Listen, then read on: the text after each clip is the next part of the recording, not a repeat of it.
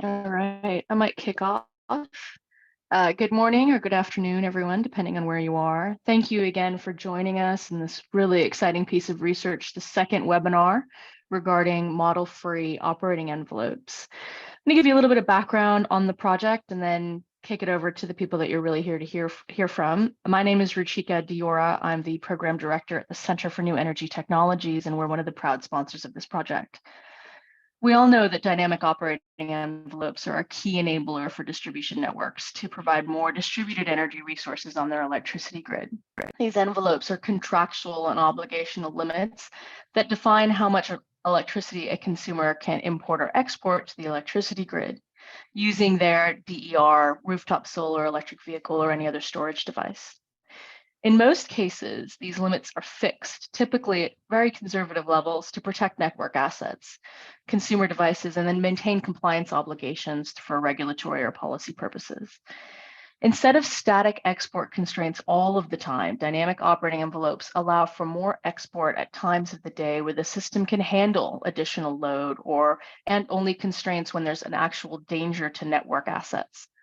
For this to occur, DNSPs need detailed visibility into low voltage networks, which typically is required the employing of electrical models, LV circuit models, including impedances, phase connectivity, nodal placement, a lot of complex and often time consuming and sometimes inaccurate modeling.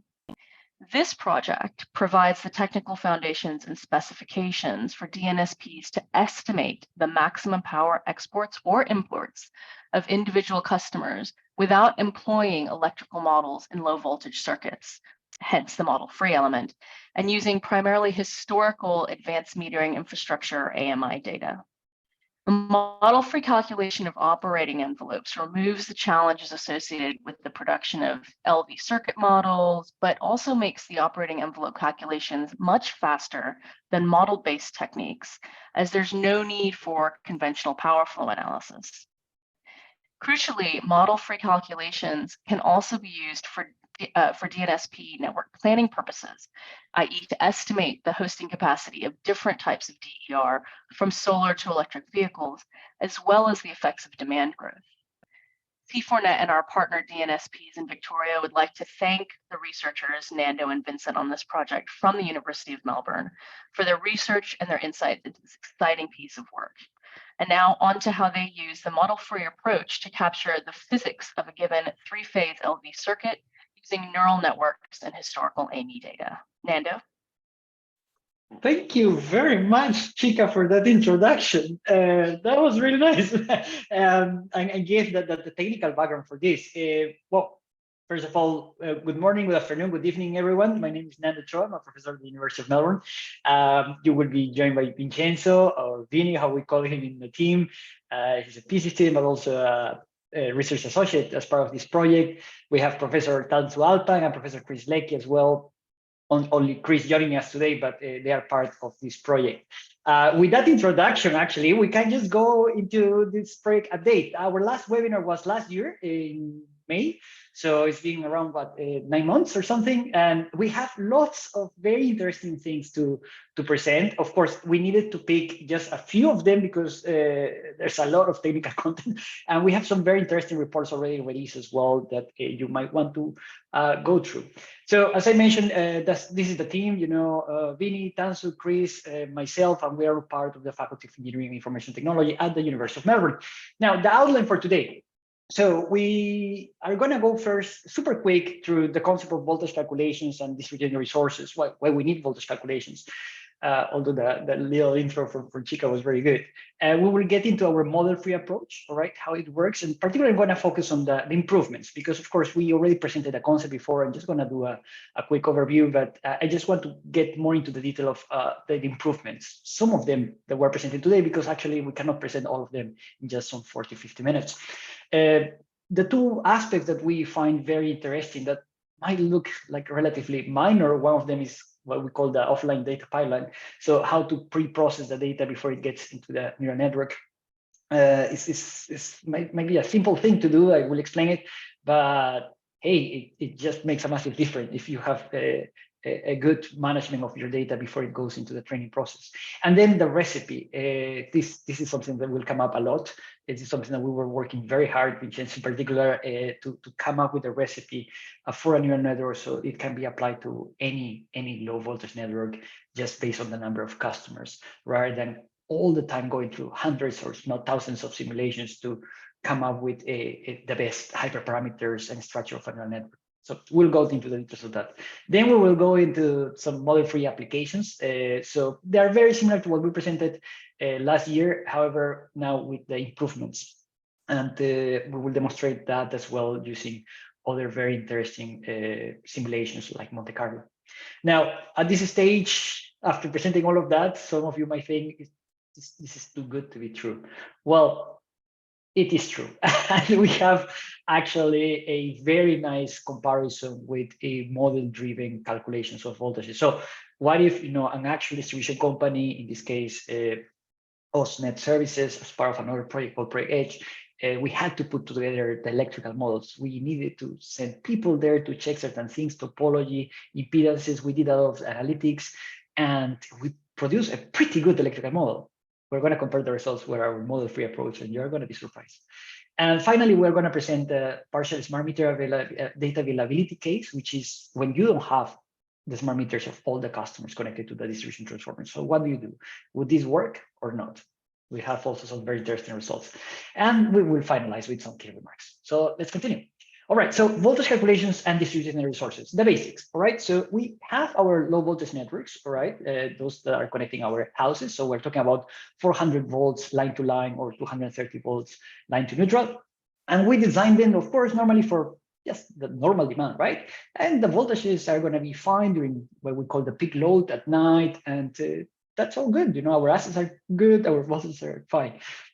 Challenge is when you have distributed energy resources. So in the case of photovoltaics, you will have reverse power flows when no one is at home. So for instance, a weekday, despite the fact that now we work from home, a lot of us, but still, there's not much load at home. And then therefore, you will have this extra electricity flowing back to the grid. Now, there's nothing wrong with that, but when it is a whole neighborhood doing it, well, you will have an impact, an effect. And that effect will be higher voltages and in some cases much higher currents than what the assets can withstand.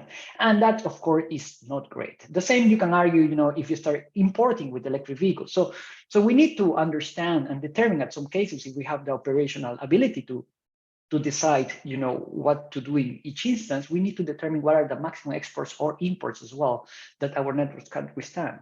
And to do that, we can do it with some calculations if we want to get more accurate, of course. Now, those calculations really are the basis of doing hosting capacity analysis, which is, how many of these distributed resources we can have in certain areas, and then you really start analyzing the different penetration level, 50% of the houses with this technology or that technology, and then you assess the voltage issues or conductor issues, congestion, and then you decide, okay, this is the hosting capacity of this electrical network.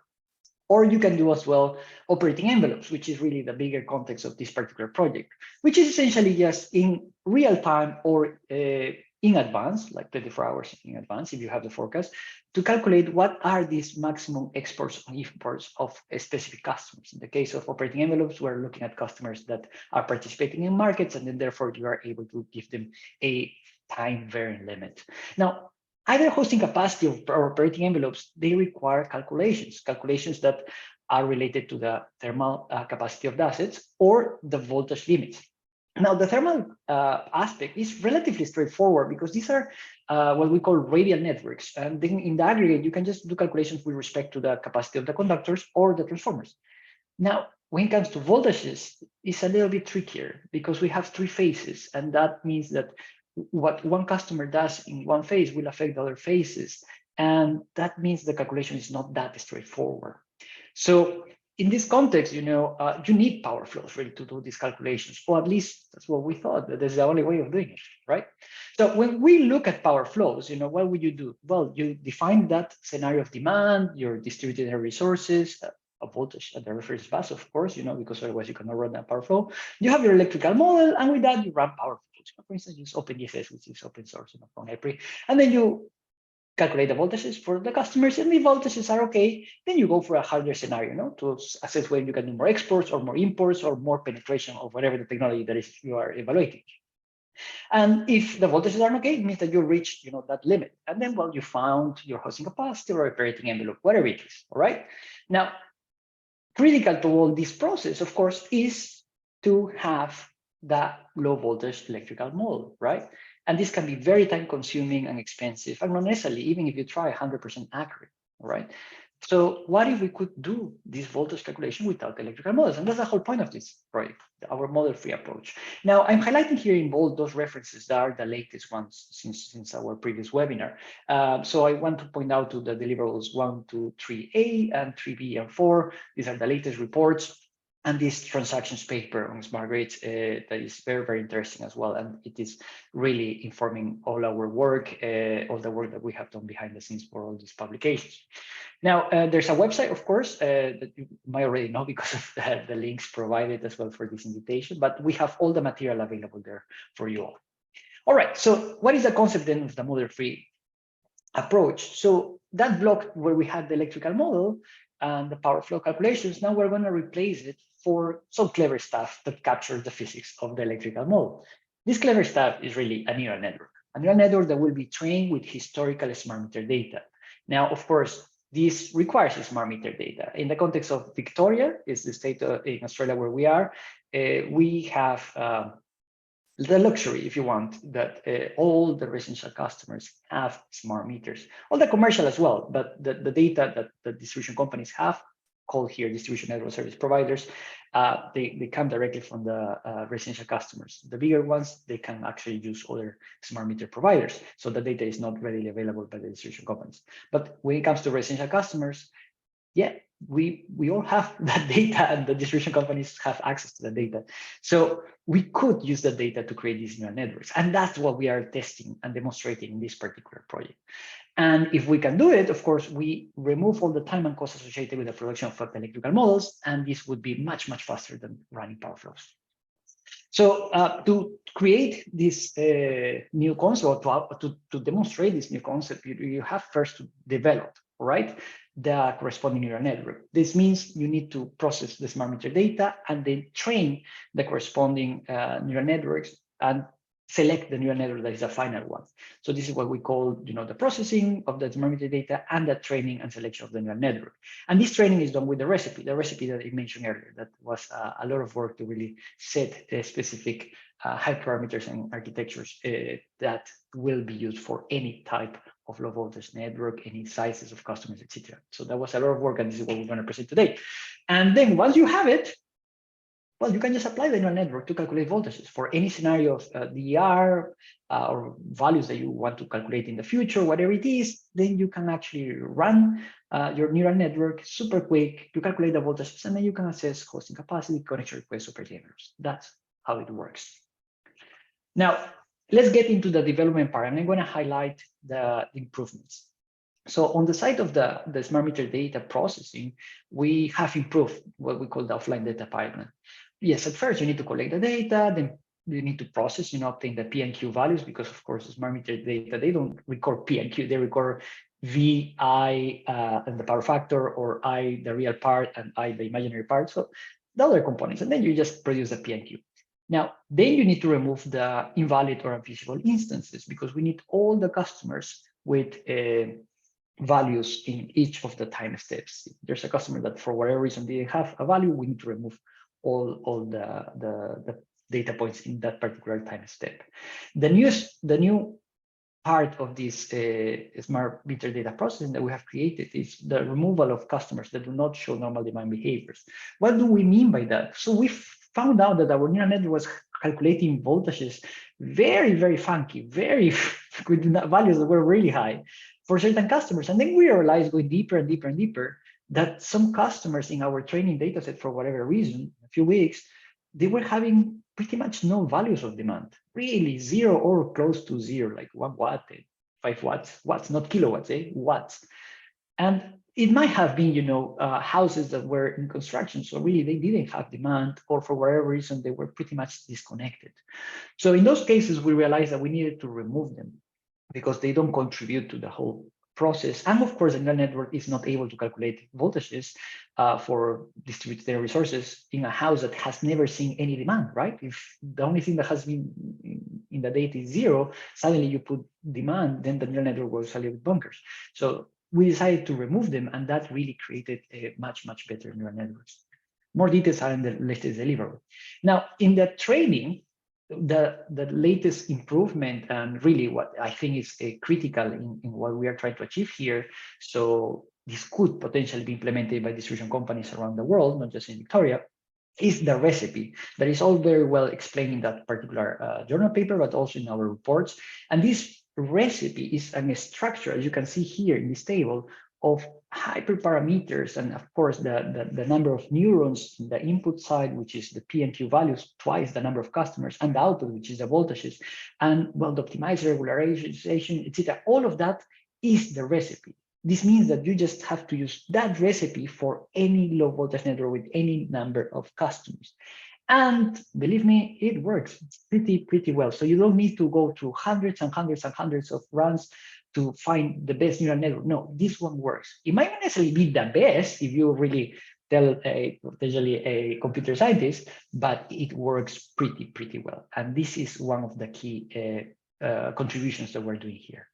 And then, of course, the final step is to really go through multiple neural networks, in this case, just 10, and then you just pick the best one. And then that's it. So all of this means, thanks to that recipe there, this is step 5, now we can do the production of the neural networks in a very quick way. And when the neural network has been trained, then you are ready for voltage calculations. And then you do your hosting capacity, operating envelopes.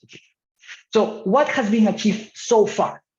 So far, what we have achieved, and this is all reported in the reports, and we have some papers as well. First, and this is all with the data from the different companies. So Gemina, Osnet Services, and United Energy. All this data has been for different distribution transformers and dozens of hundreds of customers in certain cases. We have used it to do all these tests that are well reported in our reports. We have achieved accurate and very quick multi-LV circuit voltage calculations. So we can do one single neural network per transformer that will cover all the customers, all the LV circuits simultaneously. We have demonstrated that we can actually do this with only 3 weeks of historical data, the smart meter data, of course. Of course, we require the data from all the customers in what we have demonstrated so far. And of course, in those 3 weeks, you cannot have topological changes in the historical data, meaning a reconfiguration, or changes of conductors, because of course, the physics change. The data has to correspond to just one state of the network. But with 3 weeks, we can actually do this in a very accurate way. We have also demonstrated, and we are not going to present all of this here today, we're just telling you what we have achieved. We are going to present some of these things, that the neural network can last for multiple months without updates. Of course, if there's no changes, topological changes in the low voltage network, then, well, if the physics have been captured well by the neural network, then you don't need to change it. It's like an electrical model and your power flow. If the network hasn't changed, the power flow continues to work a year after, right? So pretty much the same with the neural network. And we have really demonstrated this with several applications, operating envelopes, connection requests, and hosting capacity. So we invite you to really go deeper into those reports. They are already publicly available. If there are changes that we need to do for whatever reason, disclaimers and things, we might need to update them, but they are already publicly available. And we strongly believe that this technique actually can remove time and cost associated with the production of electrical models, and is a very quick alternative to power flows. So with that, I want to now move into some applications and demonstrations of this concept now with the latest improvements, and it is Vincenzo that will continue. And please do continue with your questions in the Q&A. We will go through that at the very end of the webinar. Vincenzo. All right, so I'm going to talk a little bit about the case study that we are going to present today. And the first objective is to show the performance of the neural network in terms of voltage calculations. And then we are going to present the applications that Nando was mentioning before, such as DR connection requests, hosting capacity, and operating envelopes. Next. So the case study that we brought today to you is a Gemina case study, which is basically the largest distribution transformer for which we have data for this project. So it's single distribution transformer with 4 low voltage circuits. It feeds a total of 148 customers, from which 110 of them are single phase customers and 38 of them are 3-phase customers. Considering the offline data pipeline that Nando was mentioning before, we had to remove 1 phase from 2 3-phase customers due to unfeasible measurements. And what we mean with that is that basically they have voltages that were equal to 0.2 volts to all the smart meter data, period. So from the neural network perspective, this accounts for a total of 222 customers for the neural network, because we consider the number of per phase customers, all right? So we are going to produce the neural network using 3 weeks of historical data at 5-minute resolution, and then we are going to assess its performance with the immediately next 3 weeks of the historical data. So as I mentioned before, we have 2 main objectives here. The first one is to produce a single neural network for all customers connected to the same distribution transformer, so for all low voltage circuits, the 4 low voltage circuits, and then we are going to use this neural network for DR connection requests, assess DR hosting capacity, and operating envelopes. Next. So in terms of the production of the neural network, we are going to use the historical data. And as Nando was mentioning, now what we are using is a neural network recipe, which is basically a structure that can be adaptable to any kind of low voltage network based only in its number of customers. So what we need to do in here is just to define the number of customers, which in this table is defined as C. And then with that, we can really quickly define the hyperparameters and settings for our neural network. This, after we have defined all these hyperparameters and settings, we just train 10 neural networks from scratch, and we define the best one based on its root mean square error in training. So what is important in here is that before we were exploring big hyperparameter spaces. So we were doing hyperparameter exploration to define the most suitable neural network. And that takes weeks of computational processes, all right? Now, we just need to use this neural network recipe, and we move from weeks to define the most suitable neural network, and just to a couple of minutes. So for instance, the neural network that we are going to present today was defined in less than 1 hour. Next, please. So in terms of the accuracy of the neural network, what we are presenting here is the results of the voltage calculations for all 148 customers. So in the table, you can see that we can achieve really accurate results, achieving an average deviation of 0.48 volts. I would like to highlight in here that before, what we brought for the previous webinar, we were achieving an average deviation of around 1 volt. So all the improvements that Nando was mentioning at the beginning enable us to achieve even more accurate results. So in the left plot, what you can see is these scatter plots that are really nice to represent if we are capturing the physics or not. So in the y-axis, what you can see are the calculated voltages. So it's the voltages that we produce with the neural network. Whereas in the x-axis, what you are seeing is the actual voltage value. So what is really happening with historical data. And if the voltage calculations were 100% perfect, what you would expect, of course, is all the points in the identity line. But of course, what we can see here is that we can capture the physics pretty accurately for this particular low voltage network. And in the right side, what you can see is a violin plot that shows the deviations between calculated and actual voltage values. And you can see that in general, our deviations are constrained in a small range. Actually, 50% of deviations for this particular case are constrained in a range that is less than 1 volt. And we can see that, of course, and in a reduced number of instances, we can have high voltage deviations. So in a summary, with all the improvement that we present to our model-free approach, we can achieve voltage calculations with an average deviation of less than 0.5 volts, out of around of a nominal value of 230 volts. So really accurate calculations. Next, please. So in here, what we are presenting is the time series voltage calculations for all the customers in the low voltage network. So in purple, what you can see is the region between the minimum and the maximum voltage value calculated for the neural network for a particular instance, whereas in black, what you can see is the test actual voltage values. Again, what we see is the region that between the minimum and the maximum value. And you will not remember this, but in the previous webinar, what we were presenting, really we have more black regions. So actually our voltage calculations the accuracy of our voltage calculation has improved due to what we were presenting before. Next. So in terms of applications, I'm going to speak first about DR connection request. Well, the question here, what we want to assess is if a single customer can install a 5 kilowatt PV systems. So for this time, we brought an intensive assessment using Monte Carlo analysis instead of what we did last time that we were just presenting worst case scenario. So a particular case, but really bad in terms of what we want to assess. So for this intensive assessment, we use Monte Carlo analysis. So we consider 5 kilowatts for the customers that already count with PV systems and also for the customers that we want to assess. We run 100 different demand scenarios, random scenarios, of course. And for this, we consider random loads to represent load demand, which is what we want to assess if we want to see if we can install PV systems. And also, we are considering an inductive, a random inductive power factor between 0.9 and 0.99.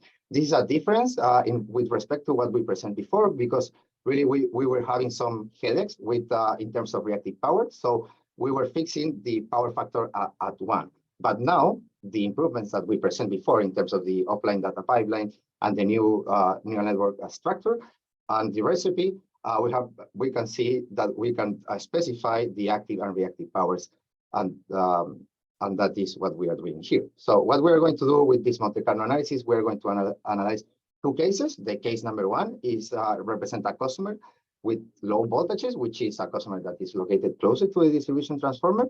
Whereas in the second case, we're going to analyze a customer with high voltages, which correspond a customer that is far from the distribution transformer. And of course, what we want to check here is compliance with voltage statutory limits, which in Victoria are 253 volts. Next. So in here, we can see the results. What we are plotting here are box plots with the maximum voltage per scenario. So in each of the boxes, what you can see are 100 different scenarios, of course. So what you can see is, well, first, none of these customers can inject a PV system because they're too constrained. But what is more important is that the customer number 2 should have higher voltages because it's located farther from the distribution transformer, and that is being captured by the neural network, as you can see in this particular plot. And the most important thing here is that DR connection requests can be assessed extremely fast. So each one of these cases took less than 5 seconds in a normal commercial computing. And we are talking about the Monte Carlo analysis, not only assessing our worst case scenario, which of course can also be done and is going to be extremely fast. Next, please. So in terms of hosting capacity, which is the second application that we brought to you today, the key question in here, what we want to assess is how much PV systems our low voltage network can withstand without having technical issues, of course. So again, we present an intensive assessment using Monte Carlo, different to what we did last time that we just present worst case scenarios. So in here we consider minus 5 kilowatts for all the customers that already count with PV system, and we consider 100 PV allocation scenarios. So randomly for each penetration level, we were assigning PV system randomly to different customers, all right? And for these customers, of course, again, we consider a minus 5 kilowatt export, which is high exports in the context of Victoria. Then on top of this, we consider, again, 100 demand scenarios, which are low demands. Same as before, it means random active power between 0 and 1 and random inductive power factor. And again, due to the improvements that we present at the beginning, we can specify active and reactive powers. So we are going to assess 4 different PV penetration scenarios, of course, progressive, as we want to assess hosting capacity. So we're going to check the current PV penetration, which is around 7%. Then we go for 10%, 50%, and 20% of customers with PV. And of course, again, what we want to check is compliance with all the statutory limits. So next. So in here, again, what you can see is in the box plots are the maximum voltage per each one of the scenarios. In this particular box plot, what you can see are 30,100 different scenarios. And well, of course, again, we can see that this low voltage network is particularly constrained. So actually, the actual PV penetration is beyond the hosting capacity. But what is most important here is that we were able to run all these more than 30,000 scenarios in just a couple of minutes because of our model-free approach. So again, super quick DR hosting capacity assessment. Next, please. So finally, the last application that we brought to you today is operating envelopes, which is the main context of our project. So what are operating envelopes? As Nando said before, are our maximum export or import limits for customers that are engaged with aggregators that are participating in the market. So the assessment that we are going to do here is that we are going to calculate operating envelopes for a single instance. We are going to use that instance at noon, in the sense that it's a more constrained instance, is where we would expect that the customers that already have PV system are injecting, so we don't have a lot of voltage headroom for exports. Another difference with respect to what we presented last time is that now for passive customers, we are using operational smart meter data. So we are defining the demands of passive customers. Those are the customers that are not participating in the market. We are using the values from the historical data from the previous instance. It means 5 minutes ago. So now we can specify again active power and reactive powers. In terms of the active customers, we randomly choose 50% of the customers with PV systems, which are 12, as active customers. So we have a total of 6 active customers. In terms of the active power, we are going to consider equal opportunity operating envelopes, which means that in each step of the heuristic process, we are going to assess the same operating envelope for all the customers. And we are going to assess progressively the export. So we are going to start with 0 export for all customers, then 1, then 2, then 3, and so on until voltage constraints are reached. So just for the active customers, we are using a power factor equal to 1. And finally, we want to check compliance with voltage statutory limits, which are 253 volts in Victoria. So next, please. So in terms of operating envelopes, in here we can see the maximum volt. In this table, you can see the maximum voltage for all customers for each of the scenarios. And we can observe that our customers, active customers, can inject up to 7 kilowatts without reaching voltage constraints. But again, what is most important here is that we can calculate operating envelopes extremely quick. This case study just took a couple of seconds. Now I'm going to leave you with Nando to see the comparison between the model-free and model-driven, and well, to answer if this is too good to be true or not. Too good to be true, eh? Thanks, Vincenzo. All right, so those applications, of course, are all evident applications, of a technique that can calculate voltages for any what-if scenario, right? Similar to what you would do with a power flow. Now you can do it with the neural network once it is trained.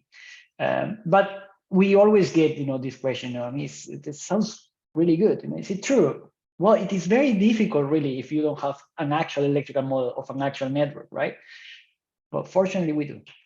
So thanks to Project H, which is a project funded by ARENA, where OSNet is the leading partner in terms of the distribution part, but the whole thing is led by AIMO. We are involved as well, fortunately, and OSNet was very kind in allowing us as well to do some assessments with their networks in the context of this C4Net funded project. So this is just one of the sites. We have done this for multiple sites, but I'm just picking one that we call Site A.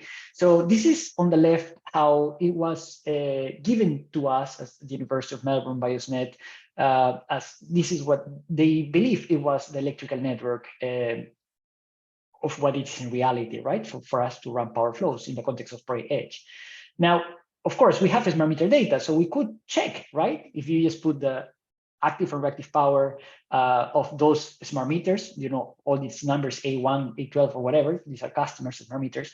And if you run the power flow, we also have monitors at the transformer level, so we have the voltage. So you can run a power flow. If you run a power flow with this data and the voltages are not what the smart meters are showing, it means that there's a mismatch, right? So yes, we found lots of mismatch.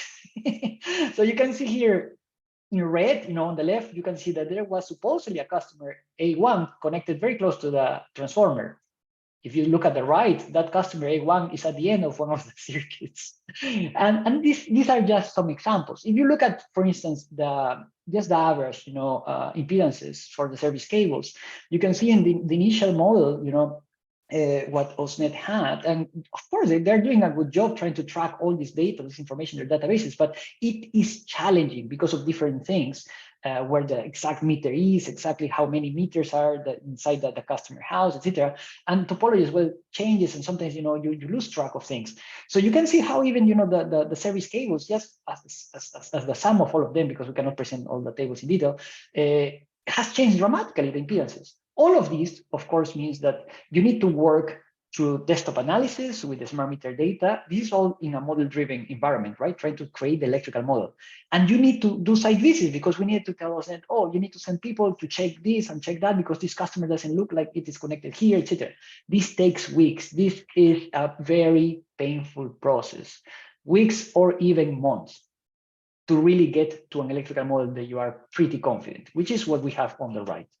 Now, the model that we actually produce what we call a validated model, you get better results. So we're using the scatter plots again here. So on the left is the initial model that already had a lot of issues. And you can see how certain customers, their voltages are not, in identity, in the sense that if you run a power flow with that initial model that is actually not great, well, of course, you're not going to get the same voltages as what the smart meter is saying, right? In some cases, you are. But then after a lot of work, then you can get a much better electrical model. It's still not perfect. You can see A11 there with a little bit of a shift, but pretty good. Now, this is possible, of course. Every distribution company knows that it is possible to get better electrical models, but it requires a lot of work and money to do this, okay? And that is not easy. So what if we can do this in just minutes instead of weeks and a lot of money? Well, what we did in the case of edge, because we have this extra value, these extra measurements that are at the head of the electrical feeders there, the low voltage, which is the secondary of the transformer. So we incorporated that voltage as well to even improve our neural network. So we have this extra piece of information, which makes things even better, by the way. But this is just something that we have, a luxury, if you want, in Project Edge. But we implemented it, and thanks, Osmet, for allowing us to do this. And well, let me show you the results. So on the left, you have the electrical model, a very slow, expensive process to get it a good model. I wouldn't say right, to get it better. On the right-hand side, you have the neural network. It took just a few minutes to get that, guys. Look at how the calculated voltages are almost on the same line as the voltages from the smart meters. The performance is even better than the electrical model itself. Now, some people might be wondering, why? How come you have better than the electrical model? The electrical model is perfect. No, the reality is the electrical model will never be perfect, because the electrical model will be assuming current reduction. We're not going to model the neural net, we're not going to model the neutral wire explicitly. We don't know where the grounding is. The distribution companies even don't keep track where the grounding is. There are many joints and things in the real network that actually cannot be catered for in the electrical model. I mean, it could, but it just makes it extremely complex. So as much as we can have decent electrical models, how I call it, a decent electrical model, that is what you have on the left, that was very painful to get to, with the neural network, you can have an even better and cheaper and faster model. That is the reality of what we are offering here. Of course, you need all the data, right? And not everyone has the data. That's one of the challenges. Now, in the context of operating envelopes, you might say, okay, but is a neural network able to really calculate operating envelopes like a power flow? Because there are so many variables that are different. Well, it is. It will never be exactly the same as an electrical model, because they are different models, right? But they are pretty similar. And that is good enough. If you don't have to go through the process of creating the electrical model, all the weeks, the people that you need to send there, etc., you can get this with a neural network in just a matter of minutes if you have the data. So very consistent performance, really, if you go for the model free. Now, I mentioned something very quickly, that not everyone has all this data, right? Not everyone, not all the distribution companies around the world, or DNSPs, how we call them in Australia, have all the customers with the smart meter data. That is correct. So can we use the neural network in those cases? Well, long story short, the answer is yes, but we need to do a little bit more work. But the details are going to be presented by Vincenzo. Vinny. All right, so next slide, please, Nando. So far, in the context of the project, we have demonstrated that our neural networks can calculate, can carry out accurate voltage calculations and work for different applications if we use smart meter data from all customers connected to the same distribution transformer. However, in Victoria, which is the state of Australia in which we are right now, this is not necessarily the situation of all of voltage networks. So what happened is that sometimes some customers, some commercial and industrial customers, might have their smart meter data managed from a third-party company, and this means that they are not available for the distribution company. Furthermore, in other parts of the world, what we can see is that we do not count with 100% of smart meter deployment. So the data from all customers will not be available for distribution companies in that context either. So the key question here is can we use our method when data from all customers is not available? And what I'm going to present today is just a preliminary analysis about this, in which we're going to show you really promising results. So next, please. So in terms of the overviews and assumptions of our analysis, what we are going to compare are two cases. So partial versus full observability. So in the context of partial observability, we assume that the data from all three-phase customers is not available for the distribution companies. And we did this because this is one of our first analysis in this context, and we want to tackle the context of Victoria, in which some commercial and industrial customers might be managed for third parties. So in this context, the case that we use is all three-phase customers. Its data is not available for the distribution company. What this means is that this data is not used either to produce the neural network or to assess its performance. And of course, we are going to compare this against the full observability scenario, in which we're going to use smart meter data from all customers. So all data is used for both produce the neural network and to assess its performance. So we're going to use again the case study of Gemini, the largest distribution transformer that we have. And it's basically the same case study that we presented before, but in a different part of time. So before was summer, training and test was summer. Now training is spring and summer is and test is summer. So next slide, please, Nando. So in here we can see the results. So the first table that show us how different is the number of data points that we have. So we can see that almost 50% of the data is not available for the case of partial observability. So half of the data that we were using before is not available for this case. In the table that we present below, what you can see are the results in terms of root mean square error, average deviation, and maximum deviation.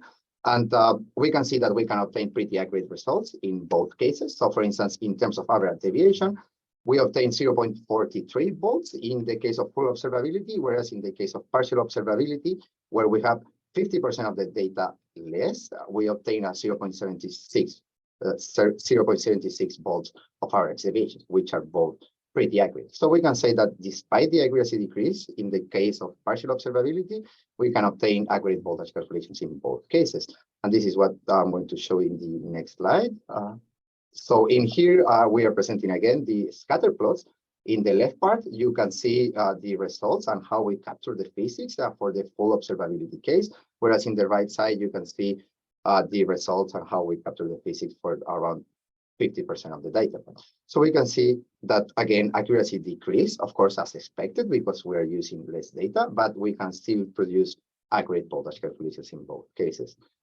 Next slide, please.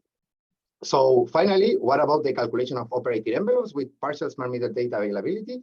Well, we do not have a lot of time today to present this, but I would like to invite you to find this in our latest report, which is available in ResearchGate, the link that we left here. But of course, spoiler alert, we obtain consistent operating envelopes in both cases, kind of similar to what Nando was presenting in his last slide. So in terms of the report, in this report, what else you will be able to find? Well, you will be able to find the offline data pipeline improvements, a new operating envelopes allocation technique that we are proposing, the effects of voltage regulation devices over the proposed approach, and of course, more about the partial smart meter data availability case study. So please go through that report. Right, thank you very much, Vincenzo. And well, we're going to finalize, and then we're going to go to the Q&A, which is the best part. I just noticed that there are lots of questions, and very interesting ones.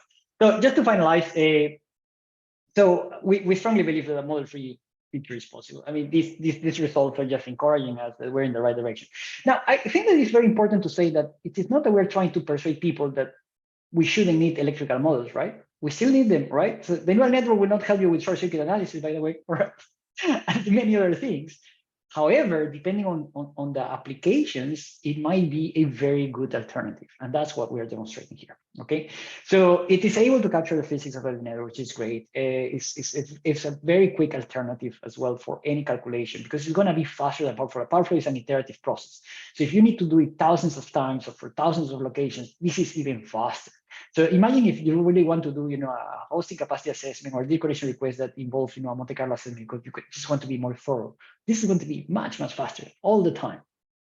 It can even outperform good electrical models, as I was presenting with the case of Project Edge. And this is something to really bear in mind, because producing, validating electrical models doesn't mean that they are perfect. They will never be. They can be good enough, but the neural network can even outperform a good enough electrical model.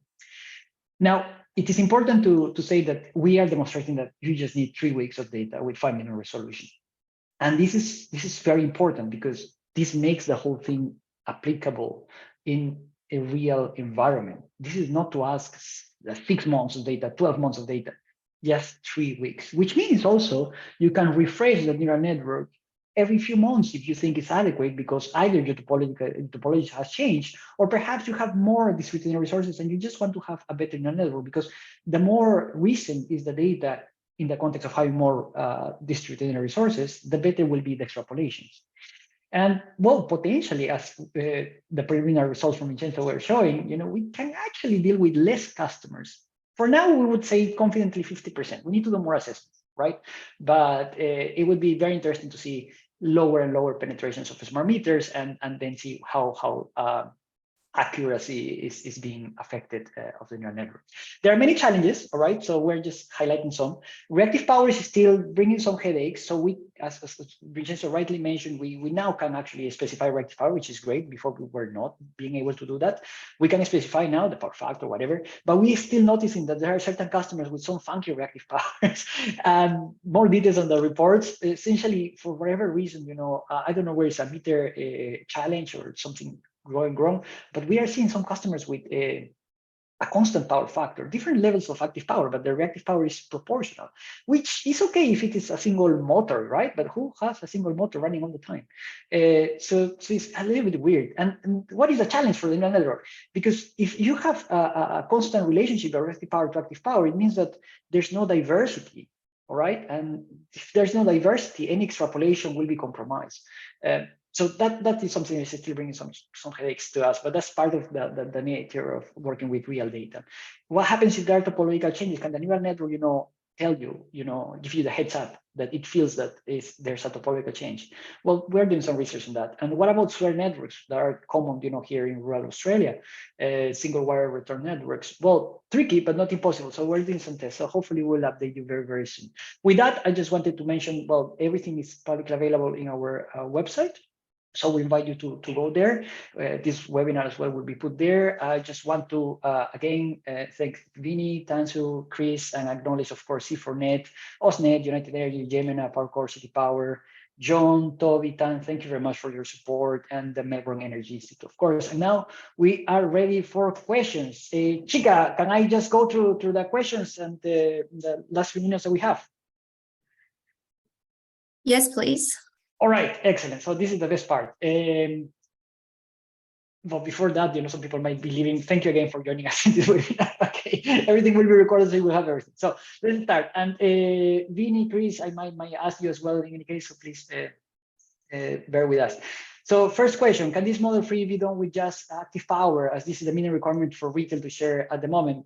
Well, the thing is that, no. I mean, it could, but I believe that the accuracy will decrease significantly because reactive power does affect voltages. And if you don't have that component, you will not map the relationships of voltages with active and reactive power, just with active power. So it could be used, but it's not good enough. And then the problem is also with the P that you are talking about will come from kilowatt hours, which is what they call the market data of smart meters. And that is every half an hour. That is rubbish data, to be honest, in the context of the network. Here, we're using 5-minute resolution. The moment that you use kilowatt hour converted into powers, this kilowatt hour is the average. It's going to give you the average of half an hour. So it's rubbish data. You cannot relate that, and also, well, you will not have the voltages as well if it's just normal market data. So it's no. The answer is no. You could try, but you will not have the same accuracy. You need P, Q, and V. with a higher resolution than just half an hour. Chris is asking, do you need face identification? No, not at all. This is the beauty of it. We don't need face identification whatsoever. If not, would having that significantly improve the results? No, because we are not structuring the neural network to relate to faces.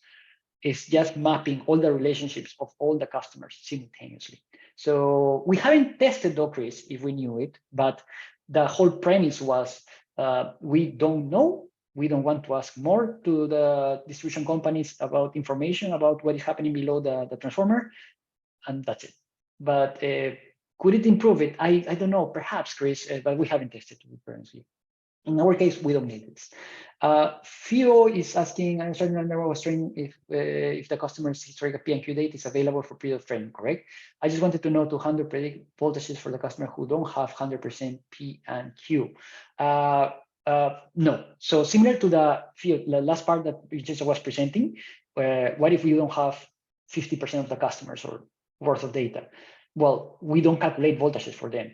So even if they are not present, we can still calculate voltages for those that are present in the data, but you cannot calculate for someone that is not there, all right? So no, the answer is no. If you're asking another question, the neural network can be used for multiple months to predict. Yes. How to monitor model performance? That's a good question, Few. So think of the neural network already being an operational environment. So the smart meter data continues recording things. So you can always go back and check the neural network performance with the historical data. And then that's it. If you find, and this is how I would flag as well a topological change. If you see that there's a significant divergence from what the historical data, because the historical data continues to be historical, every day is being recorded, right? And you compare with the neural network, let's say that you do an assessment every month. And then suddenly the last month, you see that the voltages that have been recorded by the smart meters are significantly different from what the neural network would do with the same values of P and Q, then there's a problem with the neural network because of topological changes, perhaps. So that's how you would check performance. Lachlan is asking, there are many feasible envelopes at any given time. Envelopes, we're talking about the operating envelopes. Which does the neural network choose? How safe it works? Well, in this case, Lachlan, if you're referring to operating envelopes, well, what we perhaps didn't mention because it's just so much to mention here, but all the details are in the report. We are using the equal values of operating envelopes. So that means that all the active customers were having the same value. So essentially, there's only one operating envelope that can happen if everyone has the same values. If you start really applying different techniques that allocate different proportions to the different customers, sure. But in the case of just the same for everyone, so in this case, we were exploring for every one of the active customers 1 kilowatt. Voltages are okay, yes. Okay, 2 kilowatts, 3 kilowatts, but all of them the same value. In that sense, it's only one operating envelope. I say it works, but I'm not sure what the target is. Well, in the case of operating envelopes, it's just to check, if everyone exports this value, is there a problem, yes or no? If there's a problem, then that's it. You just hit the limit. Does it mean you have tested all the values of operating envelope? Yes, we tested multiple. That's what Vincenzo was presenting. We tested 1, 2, 3, 4 kilowatts. You can do in between values as well, and then you will check with the voltages where it is okay or not. So yes, we. So let me just go just to because this question was very early, perhaps was confusing at the moment. So this is the slide. So with operating envelopes, you do this. You start testing different values for all the active customers, all of them with the same value. And yes, you test and you check the voltages, not for that customer, for all the customers, because the neural network will give you the voltages for all those customers. And if anyone exceeds the limit, in this case, the 253, then that's where you stop. So yes, we have tested that. So these envelopes satisfy, all the green ones satisfy the voltages and the red one is not. So that's why the 7 kilowatts is the maximum expert. Cornel is asking, is worthwhile to use the neural network results to provide simple physical line model? Oh, well, no, the neural network doesn't give you the physical electrical model, not at all. It's another model, but it's not the electrical one. John is asking, what this neural network involving 222 customers? I'm not sure. Did we present anything with 322 customers? 324? No. It was 148. 148, 222 from the neural network. Yes, and we have multiple actually neural networks because we produce one neural network per distribution transformer. And in the context of this project, we have different distribution transformers with different number of customers. So more details in the reports, John. Anonymous attendee, do you have full network observability with regards to the PQ and V meter data? Yes, that's the beauty of Victoria. That's what we were mentioning. Although not full, because of course the customers are commercial and industrial, that data is not directly accessible by the DNSPs here in Victoria. But apart from that, yes, the answer is yes. Loglan is asking about the recipe. I can see basic info like how many hidden layers there are. Oh, all the details are in the report. We just couldn't put so much information. But in terms of hidden layers, just one hidden layer, Loglan. That's it, and it works. Now we have Larissa asking, can you give some examples of some of the hyperparameters and what is their purpose? Well, I mean, at the end of the day, I mean, we presented the basics of the neural networks in the previous webinar, and all of this information is our reports and our papers. But Larissa, essentially, you know, these hyperparameters, the functions, the weights, the biases, these are all different functions, literally, and numbers that make all the hundreds of relationships between the neurons work for a given set of data where you match the input with the output in the training data set. And then the thing is that these values, once they are found, the more accurate for the training data set are the same values that then you use for the neural network. That's the trained neural network. And then with those values fixed and the functions and everything, now for any input, you will have outputs that, well, the expectation is that they're going to be good outputs. In this case, good voltage calculations for P and Q values that you haven't seen before. John is asking, what connectivity does this use in the neural network? Phase length? No, nothing, John. So nothing. We only need to know that these are customers connected to the same distribution transformer, which is the most basic information that distribution companies have around the world. Well, some of them might not have it even, sure, but that's the only thing. We don't need anything else. And that's the beauty of it, because the idea is that you don't know anything, but you need the data, the smart meter data. Anonymous attendee is asking, if my understanding, smart meters primarily give energy consumption. Not really. No. Actually, smart meters do a lot of things. What ends up with certain stakeholders, that's another story. So here in Australia, we call the market data, the kilowatt hour, that is the one that even I can download, you know, from my company, and that's every half an hour, and that's the very basic that is available for many stakeholders. But the distribution companies, they also have access. They can buy it from third parties, or if they own the smart meters, they have access as well to the sub recordings, which can be as fast as every second, but storing that information is perhaps useless for certain cases. So they will store 5 minutes, all right?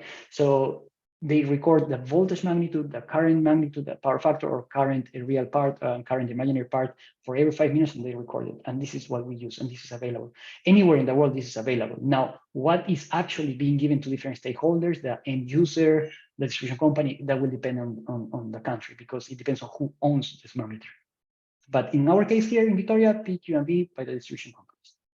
And all the yes, process is presented in deliverable 0, that which you can find the link in the slides. That's correct. All this information about at least how it works here in our case in Victoria is there in the report. Thanks, Vinny. So he's asking, how does the neural network handle seasonality? That's a very good question, and we have tested this. So a short answer is yes. All right. So can a neural network that you train in summer will work in winter? The answer is yes. All right. Can it work for the next summer? So a year later? Well, we didn't have that much data to retrain, but in general, our gut feeling would be yes. Now, the challenge, Subu, is really not seasonality, because the physics don't change. All right. So you can add more active power or reactive power from the customer, but your poles and wires don't change with time. I mean, they might change after 100 years, sure, but I mean, in general, don't change. The impedances don't change. I mean, they don't change dramatically, even with seasonality. So if the physics don't change, the neural network should stay the same. However, topology changes do occur. So a house becomes 3 houses, or the transformer is changed, and then the LV circuit is changed. So that can affect the neural network, as it would affect an electrical model. So that is something that requires updating, you know, regular updates. So that's what we wanted to train the neural network with the little data. So any update that is needed for the topological changes can be done relatively quick. That was the idea behind this. Seasonality also, so the seasonality is not going to be captured. It's the physics that we're capturing, and then that keeps in time. And we have all the results of that seasonality sort of assessment in the report as well. Yeah, you don't need to retrain that. If there's no seasonality, you don't need to retrain. That's correct, Sue. But you need to give the opportunity to retrain things if changes occur, and that's part of the challenge because the networks, because the changes might occur. Emily is asking the results presenting on slide 21. How big is the test? 21. Yeah, how big is the test? Is 148 customers for 3 weeks of data, 5 minutes resolution. And how is the train test split up? They are basically the same. So we use 3 weeks to produce the neural network and 3 weeks, the next immediate 3 weeks to test its performance. Thanks for that. There's another question for Anonymous. Is the meter data on 5-minute basis assumed to be time synchronized? Yes, of course, that's extremely important. If it is not time synchronized, everything that we presented would be rubbish. It has to be time synchronized. Larissa is asking, how have you explored the impact of network topology? Well, if it changes, everything changes. That's it. Like power flow. If you have a power flow running with an electrical model, suddenly in real life your electrical model change. Well, of course. No, but the question is different. The question is how network topology affect the accuracy of the voltage calculation. So if you have a radial against a mesh or something like that. In that sense, okay. No, we haven't, because everything that we have used is radial. So in that sense, so if you have the smart meter of a radial network and smart meters of a mesh network where we have differences, we don't know because everything has been radial. So if that's the case, Larissa, yes, the answer is no. If you were thinking of if the network topology changes, how everything is affected, yeah, everything will be bad. Fio is asking, thanks for that, Vincenzo. Fio is asking, if you have 10 customers, the first 9 customers have PNQMV, the next customer doesn't have, how are you going to predict the V? No, you don't. You don't. So we can still predict the other 9, but you will not predict what you don't have. Liming is asking, the case study separate neural networks are built for each distribution transformer. Yes. Do you assume that the voltage customers in one electric circuit will not influence? That's an excellent question, Liming. Well spotted. So yes. Eventually, if you have, let's say, a high voltage feeder with 100 low voltage networks, 100 little neighborhoods, and then you start assessing the hosting capacity independently, and then a month later, everyone starts having photovoltaics, yes, your hosting capacity is going to be incorrect, because really the reality is that all the circuits are integrated. So this would require an assessment that cross-checks influences or sorts of models everything. So those are the limitations. So well spotted, Liming. But well, little by little. One thing that we're considering is perhaps having a single neural network for the whole high voltage and low voltage interconnected network. But that will require so much data that is almost impossible to get because there are many blind spots and it's quite difficult. It's already been challenging to have the data that we had for this particular project, but that would be, let's say, future work. But thanks for that. Joseph's asking, if a network has historically not been installed, the neural network would have never seen an impact. Oh, that's a very good question. Good question, Joseph. Yes. So the physics will be still there, but if it was only demand and then suddenly you are doing hosting capacity with photovoltaics, then this is an extrapolation issue. So the neural network will not be as good. So you are absolutely right. Now, if from not having photovoltaics at all, you are just doing a connection request of one customer, the neural network will be pretty good. 2 customers, I would say pretty good still. But if you start really doing hosting capacity, assuming what everyone has photovoltaics, yeah, the results are going to be bonkers because you're right, it hasn't seen anything. So that's why, we need to retrain the network a little by little the moment that you see that there's more DRs installations in that area. So well spotted, Yusuf. That's a very valid question. Larissa is asking, the proposed approach seems very fast. Yeah, it is actually extremely fast because it's the way the neural network, once it is trained, it calculates things. It's just an equation. Well, multiple equations, a matrix kind of equation, but it's super quick. It's not high computing. It's just the nature of a neural network. It's just simple equations. A power flow is an iterative process. We use Newton raphson and many other techniques. Iterative process. This is not iterative. It's just like a straightforward calculation. Cornelis is asking to check the voltages being lower than 250. Do you also check for voltages being? Oh, we didn't check the voltages being more than 218 in this case, Cornelis, because we were looking at exports. So there's no issues with voltage drops during the exports. But you can also check, for voltage drops if you are looking at, for instance, imports, right? For electric vehicles, hosting capacity for electric vehicles and things like this. So you just put the constraint. So yes, that can be done. Peter is hi Peter. Thanks for joining us. The neural model-based algorithm cannot be applied to a three-phase network where the backbone impedance is significantly different between three phases. The model-free algorithm has this limitation. Ah, well spotted. Yes, that's correct, Peter. That's something that we found in Project H. Sometimes you can have a backbone where you have very different impedances among the three phases, which can happen. It's rare, but it can happen. And that means your electrical model needs to get a little bit more complex. Not impossible to do from an electrical model perspective, but challenging. The neural network doesn't have that because the neural network doesn't care about phases. The neural network just cares about the relationships that are embedded into the data that has been recorded by the smart meters. So yeah, that's not a deficiency of the neural network, Peter. Thank you. Heather is asking, why are so many passive customers? Is that code for non-solar customers? No. A passive customer in the context of operating envelopes is not a customer that doesn't have photovoltaics or electric vehicles. It's a customer that does not engage with an aggregator. An active customer in the context of operating envelopes, at least how we take it in Project H, is a customer that is engaging with aggregators. So passive doesn't mean that you don't have photovoltaics. It means that you are not engaging with aggregators. You're just doing your own thing. That's the difference. Emily is asking, do you have said that in order to create the neural network, a complete and error-free data set? No, we didn't say that. No. We are, so in our reports, so we are proposing a process to filter the data. That the distribution companies will not be able to, I mean, they can do it following our steps, of course, but their data comes with noise, comes with errors, and that's normal everywhere in the world. There's nothing wrong with that. We have created the steps to filter the data and to make it right for the neural network. And those steps need to be implemented by the distribution companies if they want to implement the neural network, of course. Anonymous attendees approach applicable for MV feeder. Well, I mean, yeah, that's what I was mentioning. That would be nice, but little by little, we're trying. That's part of the research as well. That would be nice to have the whole medium voltage part, or also called high voltage. Larissa is asking, do you think electrical models are still needed? Yes. The answer is yes. The answer is yes, Larissa. We cannot do short circuit analysis with this. Although, do you need to do a short circuit analysis with low voltage networks? That's another question. So it depends on the application.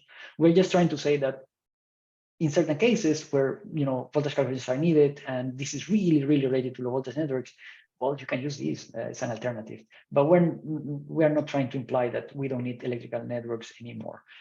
There's a role for them. And how robust is your neural network performance to errors in smart meter data? Oh, well, that's what exactly we were presenting, like this slide. It's pretty good. Theo is asking, full and partial analysis. The customers with partial available was in the training. Yeah, that's the whole point in that analysis. So in the partial data analysis, only the customers with data, so the other was that we assumed that didn't have data, they are not in the analysis. And that's why, as I was mentioning to other people, that voltage calculations are only for the customers that have data. You cannot calculate voltages for those that are not in the data set. Peter is asking, when there is partial smart meter data, is the voltage forecast error primarily occurs on the customers without the smart meter data? No, we don't know even what is happening in those customers. So just the customers. So all the errors that we have presented are for the customers with data. We don't know what is happening with the customers without data because they're just not part of the process there. Can the model-free approach be used to reverse engineer what the impedance network model? Well, not in the way that we have done it, Peter. But I think there's a potential for that. But that goes into the model production, the electrical model production, rather than what we are trying to apply here. There are just a few more questions, and I will go and be super quick because we're exceeding the time. Sorry about that, but this is the best part of the webinar to me. These questions are awesome. Is the physics of LV networks independent of load and solar generation? Heather, yes. The physics are always independent because the physics are the poles and wires. The poles and wires don't care about you having an electric vehicle or a battery. Those are just the flows of electricity. The poles and wires are the impedances, the conductors, the transformers, the topology itself, how each house is connected to phases. That is the physics that we're referring to. Doesn't matter what each customer is absorbing or injecting to the grid. The physics are the poles and wires. That's what we're referring, and the relationships that creates among all the customers, of course. So that's why some of the attendees were asking what happens with seasonality. What happens if you have more photovoltaic, will it be affected? Well, in reality, not. But at the same time, there's another component. If your data from smart meters has only seen demand, and then suddenly you want to calculate to see exports of photovoltaics, there will be limitations of the neural network. That's just the nature of neural networks. However, the moment that you retrain this, with a few houses with photovoltaics, then the neural network will get better and better and better. And the same with electric vehicles. If the demand starts increasing, you will get a better neural network the moment you start seeing a little bit more of demand here and there, and then you retain the train. But the physics in general don't change. Leming is asking, how do your model deal with the actions of voltage regulators? Good question. Good question. There are some very interesting technical questions. Leming, I'm not going to go into the details of that because that's exactly in the report. But essentially, if you have voltage regulators that are ready with certain settings, the neural network will continue dealing with that because it is embedded in the smart meter data. But what happens if you change the settings? Well, if you change the settings, then you need to update the neural network. That's in a nutshell how you deal with them. Parth is asking, what are your thoughts on assessing the model-free approach with partial information on the network model? That's what we're on the network model. All right, meaning connected to distribution transformer, you're providing circuits. All right, well, there are many other analyses that we want to do. The time is limited, but that's an interesting study part. Thanks for suggesting that. Here's asking, can you tell us more about the recipe? Well, the recipe is well, this is the recipe being applied. The recipe is this. It's really this. C is the number of customers. So your inputs, the number of neurons, is going to be twice the number of customers. If you have 10 customers, it will be 20 because you have P and Q per customer. The outputs are the voltages. We're going to use the objective, the output, the activation function for the output layer as linear. The error function is, so all of these elements that we're presenting here, these are parameters, if you want, that then you use in tools such as Keras that works on TensorFlow, which are all in Python. And then you start really defining how this structure of the neural network will be. And then that's it. That's what we call it the recipe. Now, why a recipe is important? Because it means that now you just need the data.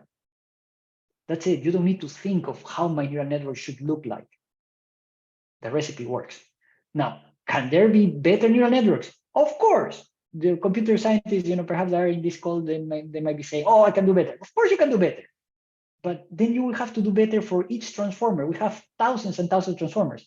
The idea of a recipe is that then distribution companies can actually just use this for all of them. And that is a contribution. Well, at least I believe so. Brad is asking, is the length of applicability of the neural network a function of the amount of training data?